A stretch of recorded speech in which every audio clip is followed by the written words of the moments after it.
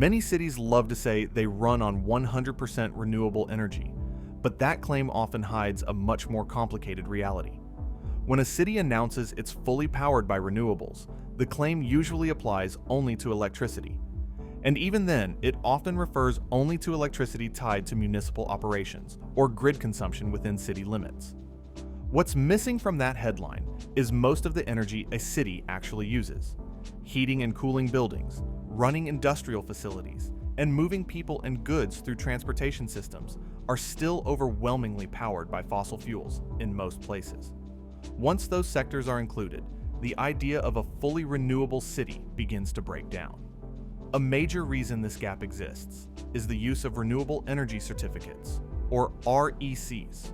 One REC represents 1 megawatt hour of electricity generated from a renewable source and added to the grid. Cities can purchase these certificates to offset their electricity consumption on paper. When a city buys a renewable energy certificate, it does not change the electricity physically flowing into its buildings or infrastructure. Instead, it financially supports an equivalent amount of renewable electricity generated elsewhere.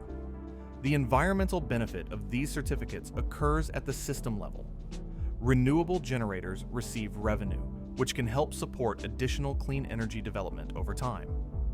However, renewable energy certificate-based claims can create a misleading impression that a city's local energy system has already transitioned.